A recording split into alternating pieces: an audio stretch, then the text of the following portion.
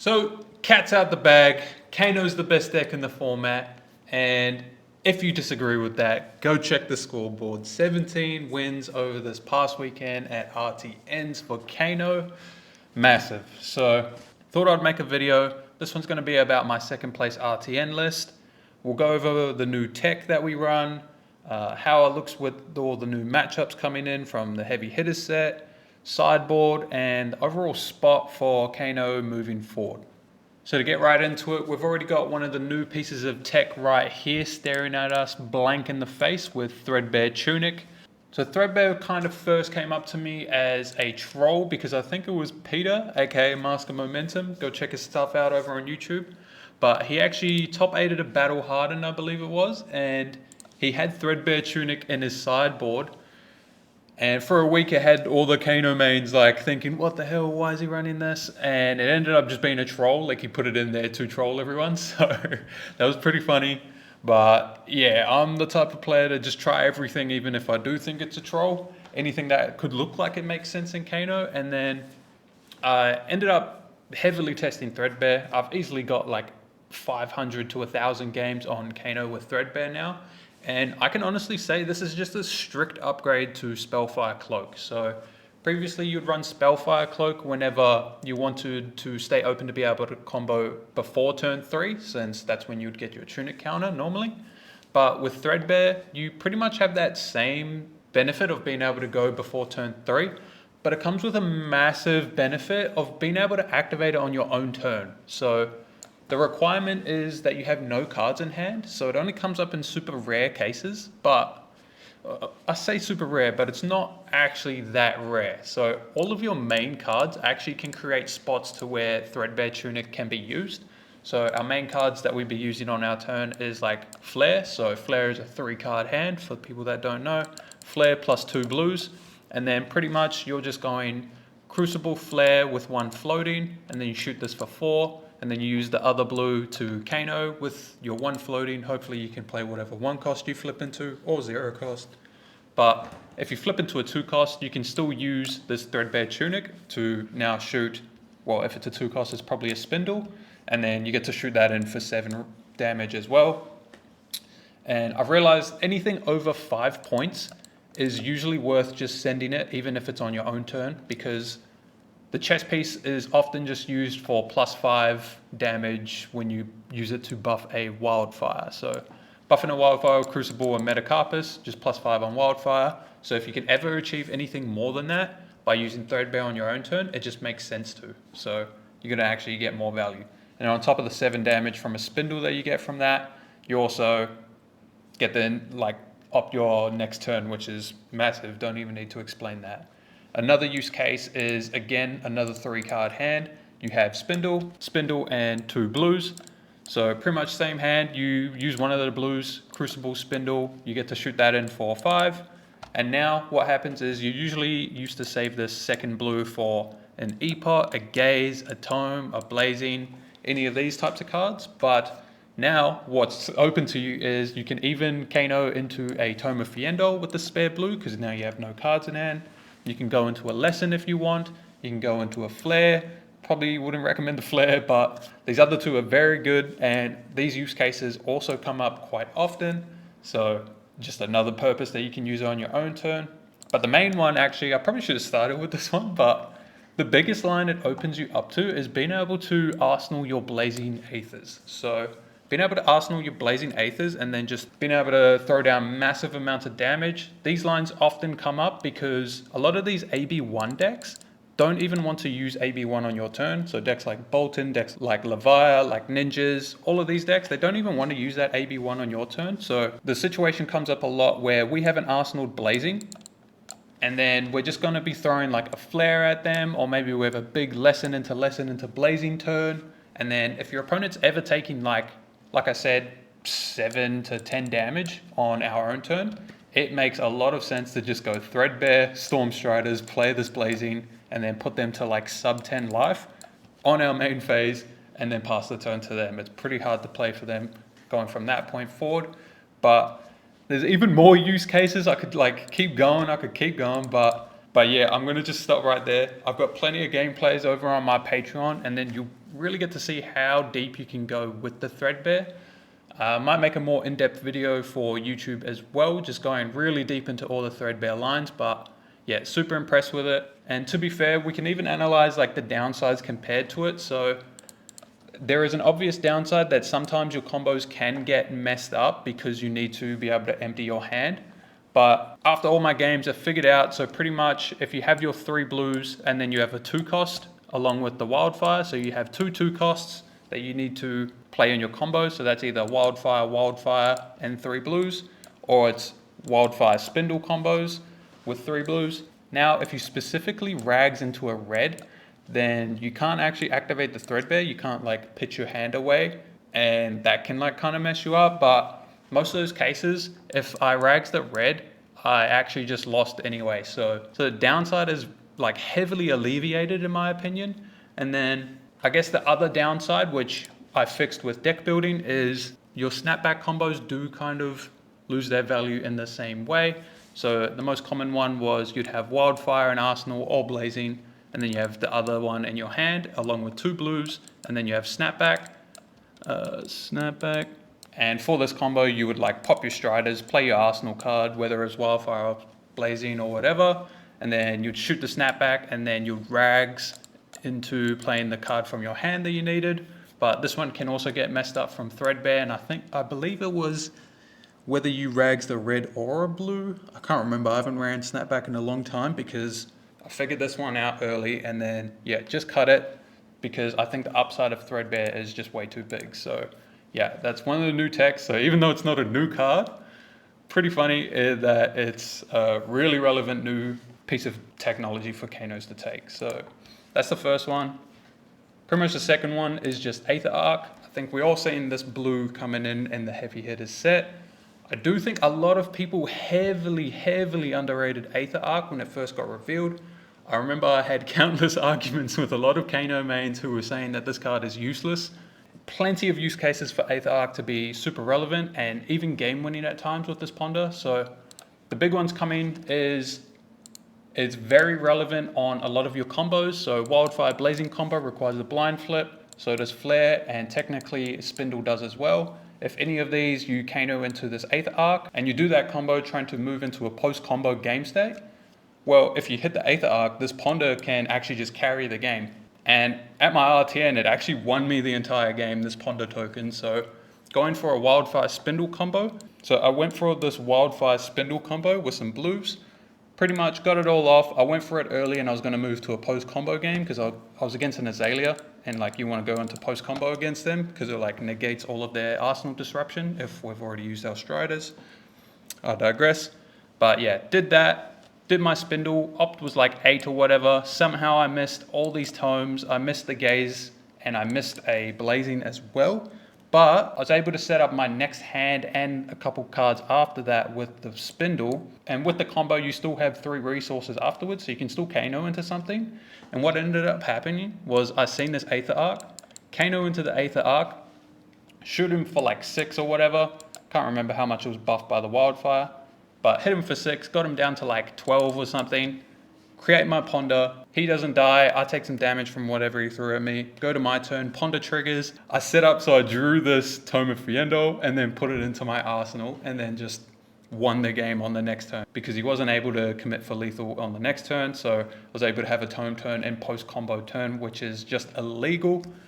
And the same things happened to me with just your normal flare combos or blazing combos where I hit an Aether Arc in that combo and then you just get to see for free. Like I've been pretty lucky, I will say, because I've hit stuff like spindle off of my ponder or lessons off of my ponder and just put it into my arsenal, which is it's just straight draw a card in that case. And then at my RTN, that actually won me the game because I think the ponder, it put a spindle into my arsenal, and then my combo that I did on him, it didn't actually cost my rags. And then what ended up happening was in post combo state, I'm very low, he's very low, whatever. I shot spindle for 5. He doesn't respect it. He just took 5. I think his hand was bad or something. I set up a really good top of my deck. I had 3 blues, by the way, and a blazing in my hand. And then what ended up happening, see a red flare on top, shoot a flare, He knew that I had some more cards coming, so he did respect this. He blocked a little bit. I shoot another flare that was also opted from my spindle, so got that as well. And then I was able to rags into a blue and then shoot the blazing from my hand.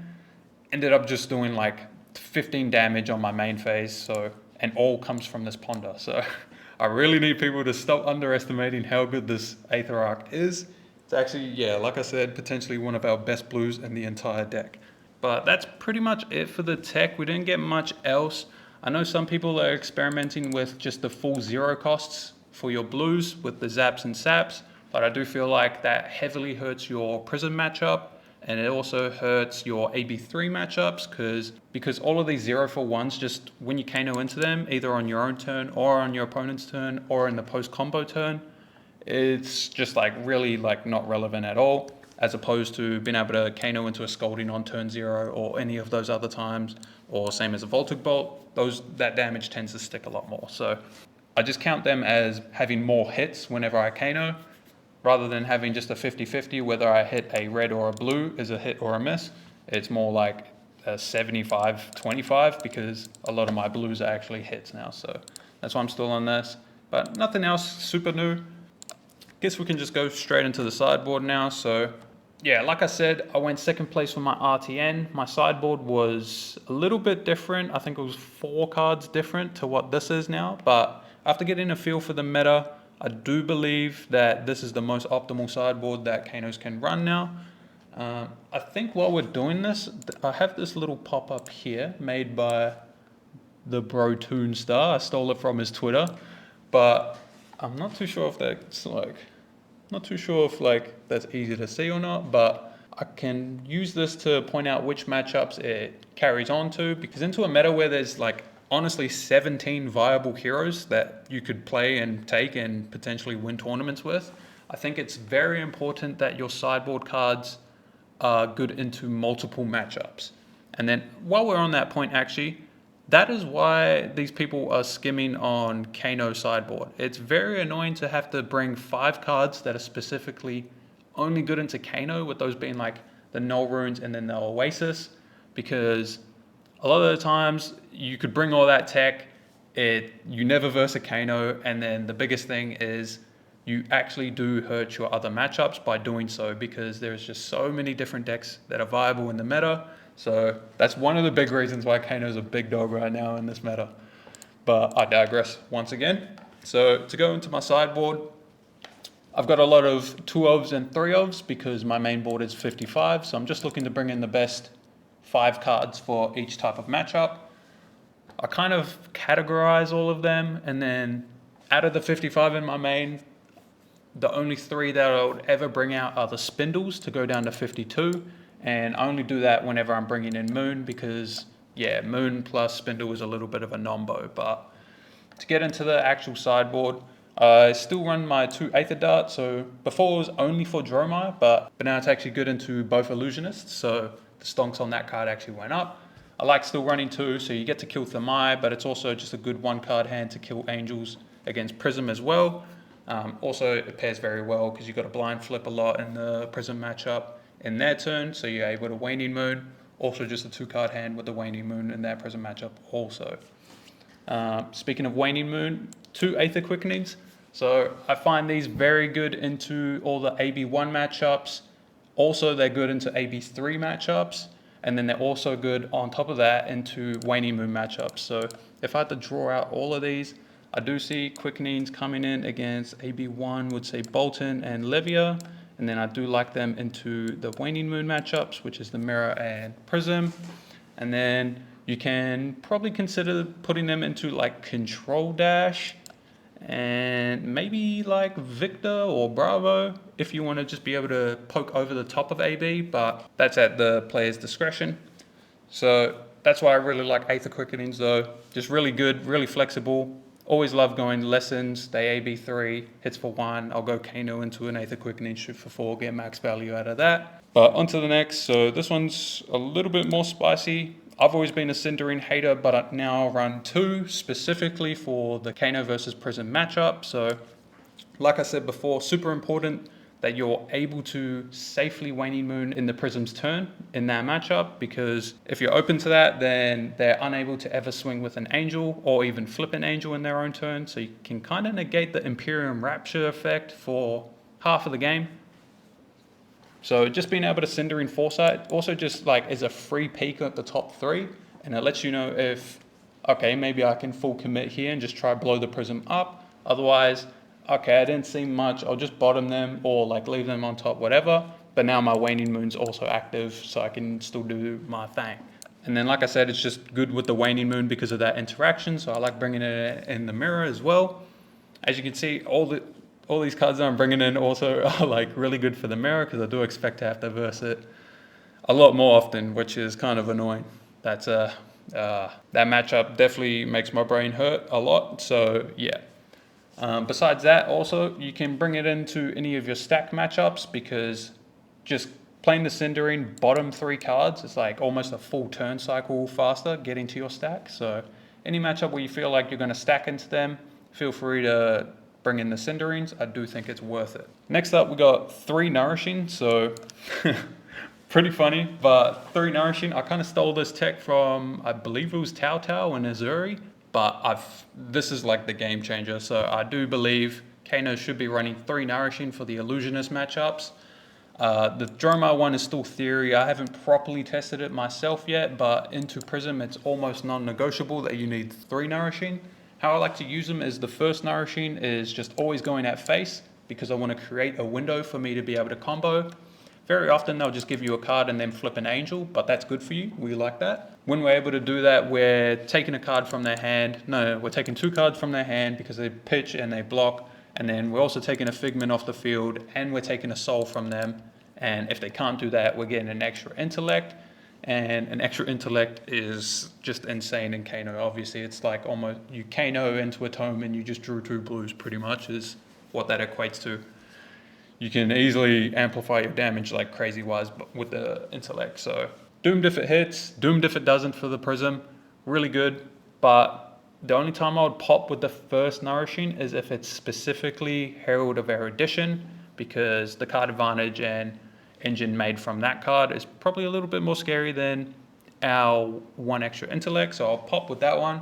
But with that said, how the gameplay should be looking is, if we find the early Nourishing, we'll just throw it, create that window, go for a big combo on their turn, should be able to take that Rapture, take that Halo, whatever, move into a post-combo game. What happens also there is, on our turn, when we have no cards and we try to pass back, they'll often flip an Angel, and then we kind of have to find a way to get tempo back, find some space to clear that Angel, and then we can move back into combo threat, because now they're down on their Spell Void and we should go for the kill there. And then that's when the extra 2 poppers come in, because 1 card pop equals like block 6, and often that extra resource needed to activate their Phantasmals will just ruin their whole turn. So yeah, 3 Nourishing I think is a non-negotiable sideboard for all Kanos from now on, while Prism is a flavor of the week deck. Whew, a lot for that one. So next up we got a Swelled Tiding. I've also been a big Swelled Tiding hater, but I do believe everything's lined up for Swelled Tidings to be very good. So main matchups is I'll be bringing them in against AB3 decks like KO and Dash and maybe Rhina. These decks you just want to be able to trade, maybe give 2 cards to block, throw a Swell at them, go over their AB3. If they don't AB3, you're happy. If they do AB3, you're happy. So really good for those. Also, it's really good into the Kano Mirror. Learned that one off of Margin Bay's Battle Hardened run, where I believe I watched him play the Mirror. It might be a different event. But yeah, and they're talking about the Voltics and the Swells. I went straight to testing with it for myself. And yeah, I know what they mean now, because in the Mirror, having the life advantage is a big thing. The Kano that's about to reach 0 first is forced to combo. And then pretty much the Kano that is forcing them into combo just uses their combo as a window to combo them. So really weird matchup to explain. It's hard to explain without actually seeing it. But next up after that is card that I've been a complete advocate for, those being 3 yellow Spindles. I do believe into any deck that doesn't have AB3, so AB1, AB2, AB0, this card just becomes your 4th, 5th, and 6th red spindle pretty much. So yeah, into AB2 it does the same thing as red spindle, same as into AB1. Opting 4 is just like insane in this deck. Being able to set up and know exactly what you're going to Kano into and draw into, like, it's just nuts. I think after this, I'm going to post a little bit of a gameplay after this video, and you'll see in that game just how powerful opting is. So that's a little bit of spoilers. So into anything that doesn't want to bring AB3, I'll bring these in, which is like almost everyone nowadays. So a lot of these Guardians like to bring AB1, you can hedge with it, or if you know that they're going to be bringing only AB1 or 2, then yeah, yellow spindle's what you want. I like bringing it into Joromai, some people don't. AB1 Dory, Kasai's are often only on AB2, but maybe you can hedge something else if you want. Into the Ninjas I'll do it, into Azalea I'll do it, not into Prism, probably into Fire I'll do it, into all of these guys I'll do it. And then yeah, so as you can see, there's a lot of matchups that you want yellow spindles in. And then lastly, I also have the 2 Sonic Booms. I kind of see this as a Desperado card, so if I do think the matchup's pretty hard and you don't mind an extra way to be able to high roll the matchup and just take a free win, then Sonic Boom's where you want it. So that's into the stronger decks of the format, so pretty much just maybe like KO, maybe like Boost Dash, decks where you really want it, maybe against these decks down here. The other use case besides just wanting to try and high roll it, playing it on your own turn, is it's also good to buff your Wildfire Spindle combos, because if you're able to keep a Kano activation with 2 resources afterwards, it's a nice easy way to have a 4 spell line going Wildfire Spindle, Kano into Sonic Boom and play whatever's underneath this. So yeah, it pretty much just enables all the high roll lines into any matchup that's, you could argue, like 50-50 or like debatably unfavored.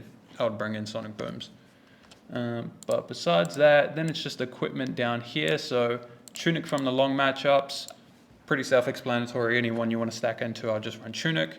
Besides that, I'll just run Threadbare. And then we have Illuvian and Waning Moon for the mirror. Waning Moon also very important for the Prism matchup, like explained. But that's it for the deck tech. Pretty crazy that I just rambled on about Kano, even though we got 1 new card from the previous set. But I think I'll round this out with one of my recent gameplays against a Boost Dash, because I do feel like Boost Dash is going to be a lot more prevalent coming up in this new meta, because it's in a decently good spot actually.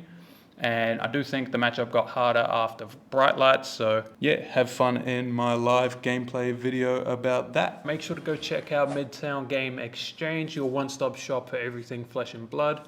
They also recently started up a Twitch channel where they're going to be doing box breaks for their store online.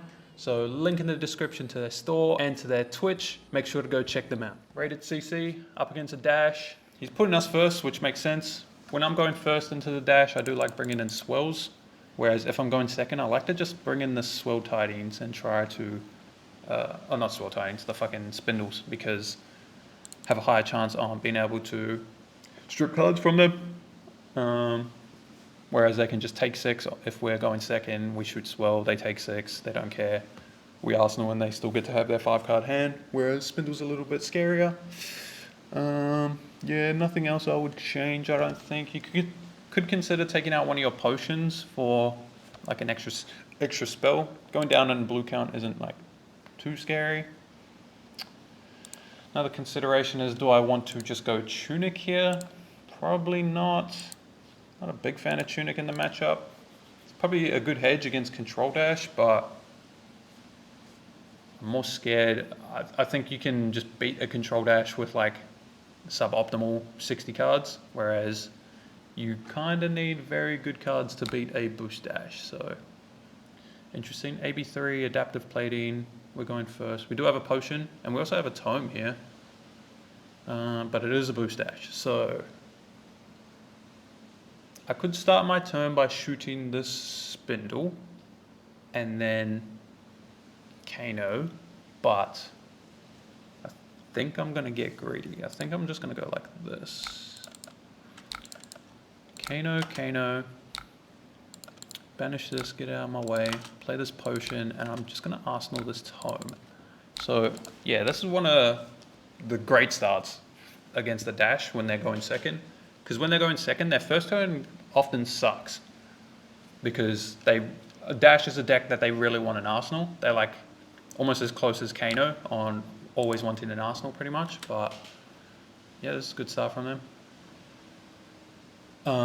So what was I saying? About, yeah, they really want an Arsenal, but hold on, let me focus up. I will show you my blue Scalding Rain. Considering blocking, but if he just has another boost and then pistols me, I'd rather just have my turn, I think. But I could also just block and then play this potion and then save this tome turn for maybe the next turn. Because if he does this boost again, and then foregoes his Arsenal to pistol whip me, then I'll be happy to just save my life here, play E-Pot, and then he has to do the same thing next turn, but his next turn's not guaranteed to have a power card. Yeah, I've convinced myself. I'll do it like this. Block 6. Guess I should explain. My game plans are usually blocking out until Teklo Pounder dies, but there's often times where you can consider just not doing that, like not blocking out the Pounders, and like Tome of Fiendo is one of those times where you should consider it. Can't tell you if it's right or wrong though, but guess we'll see. If he foregoes his Arsenal here, I'm very happy. If he doesn't, I'm fine. Yeah, so he used the high octane. Good chance he might have another one, and that's why he was so happy to do it off of one boost. But yeah, pretty good turn for us. I can still consider just playing my Tome of Fiendo here. Because if we're able to strip another card, and this is his second Teklo Pounder, then it's pretty good. We'll go up to 31.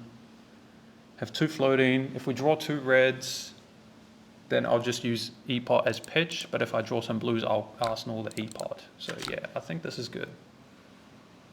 Just seems very good if I can take a card from him here. So if I can Kano into like a Spindle or something, strip a card, make his turn weaker for his second Teklo Pounder, it'll be really easy to block out the turn after. Tome is actually one that I do consider just putting into Arsenal because of this tempo, but I think I'll pitch it still and just look to full block next turn. Red card, please. Yeah, that's not a red card. So I'm going to just shoot for 1. I doubt the op's going to matter more than me trying to blind flip, and if I hit a potion, I'll be much more happier this way. So shoot that for 1. Maybe I should flip first in case I see a flare. I really don't know. Okay, not that flare, I don't care. So that's fine. Get that out of the way. Really want to find my wildfires. But yeah, not too bad. There's a wildfire. Sprocket Rocket coming in for 5. Probably just going to be playing this E-Pot out. So this coming in for 5. Could even just consider only blocking with the wildfire. I might also have to just consider not blocking at all, because he can back up Protocol, bring back Harpoon, so I probably have to play around that a little bit. Both lines are pretty risky, but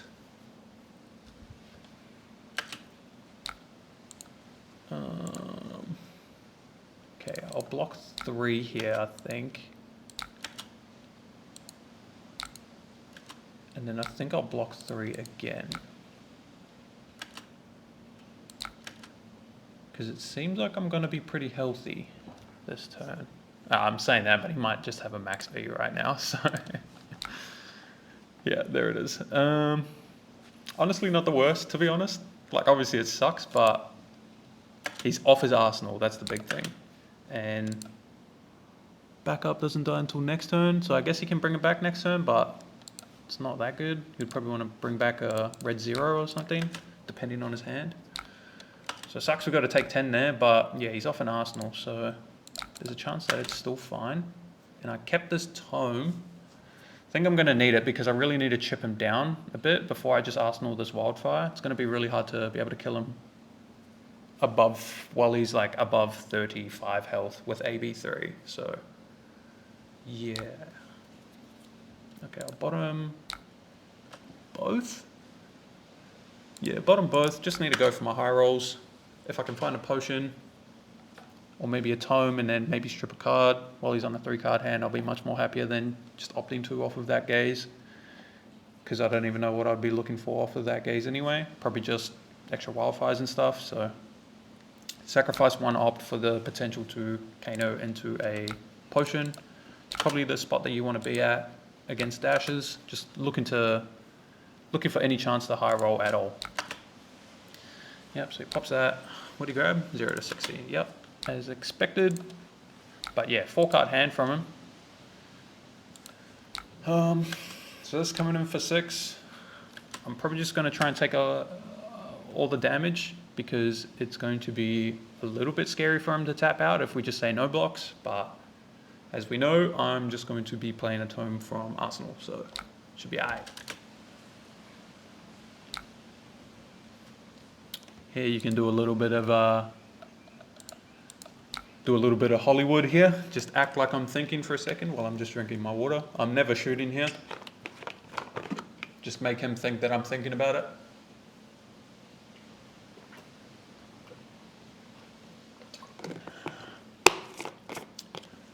Sorry if that water was loud. Yeah, nah, all good, bro. Don't think I can go there. Just Hollywood it.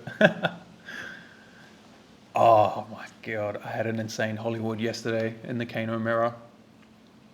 And my Hollywood won me the game. But yeah. So let this happen. Take 3.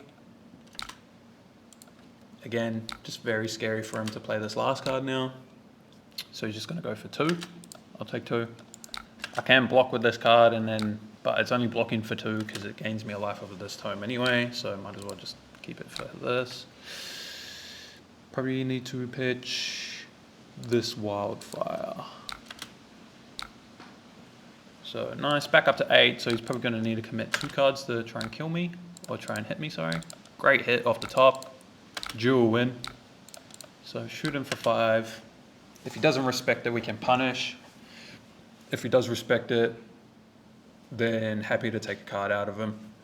It'll be a lot harder for him to commit for lethal. So yeah, great selection on our Arsenal target there with the Tome of Fiendel. We had the choice of Arseling the Wildfire instead. Oh! I think we can kill him. Let's figure this out. So I have a D-pot. I can pitch into Kano. Go into Tome. Tome goes draw. Kano into this flare, shoot blazing. That's a lot of damage. Okay, we gotta think. Holy shit. There's a kill here for sure. Let's take our time then. Because there's also the consideration on just depotting these cards to the top. So Kano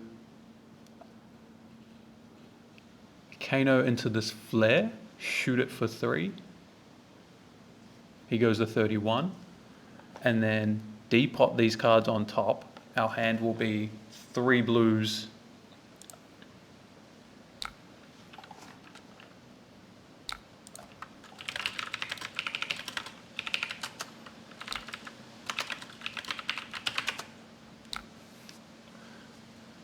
Three blues plus a red, which we can rags, and then we can set up the top of our deck to be Tome, blue, blazing.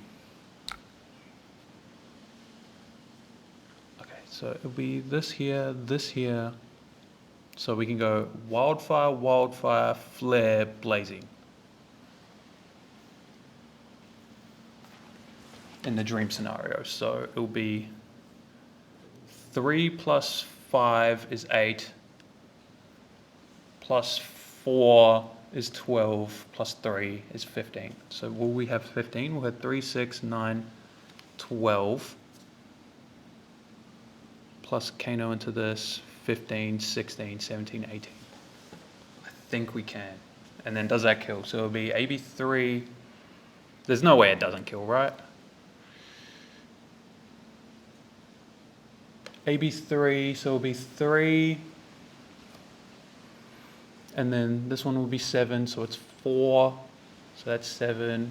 This will be 10. But it'll be 7 minus 3, so it's 4. So 3 plus 4 plus 3 plus 4 is 7, so it's 10, so it's 7. So that's 7, 11, 14, which is 28. Okay, and you should be on 31. So if we go top this, we can also just try and shoot here, but I think setting up for perfect combo is higher EV. This, this, this, this.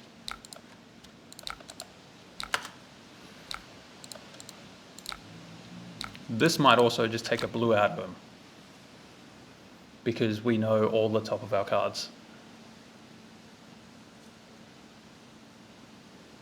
Because it's tome, blue, blue, blazing right now.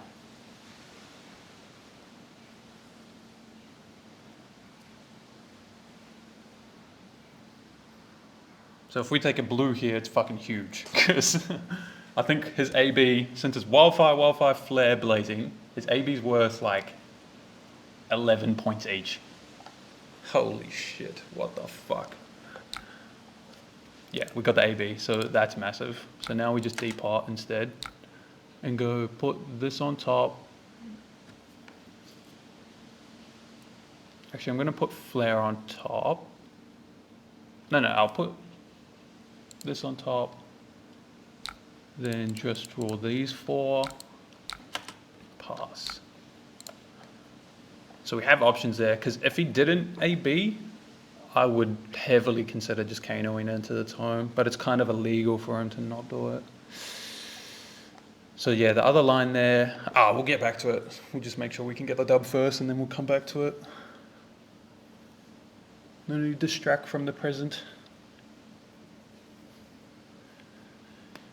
Big tip for you guys, if you're hovering on turns that happened before, do it after the game, not in. So high octane, here he's going to draw a card. We can comfortably put him on AB2 right now, I think. And if he has a blue, it's probably fine anyway. So yeah, I'm just going to go now. So Kano into tome.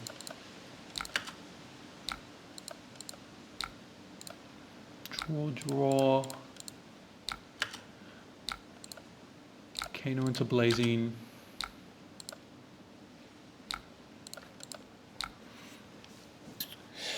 So I need to go Striders, Kano Rags, right? Yeah. Striders, Kano Rags, blue, beautiful, put that on top. Let this resolve. I guess I could have shot this instead, so that's done. So I need 2, 3, 4, 5. I've got 5, 6, 7, 8. I get 3 pumps. Yeah, you're dead as hell, homie. Do this one. Do it like this so we can empty our hand for the Threadbare. Make sure you don't fuck it up. Yeah, this comes in big. You got the blue for me? This guy's dead as hell. Fuck, I've had some insane games today. I might have to post all 3 of them. Because yeah, he can have a blue, AB2, AB3, takes 3, down to 31. So he had a yellow. I guess we can just see the math now. This comes in.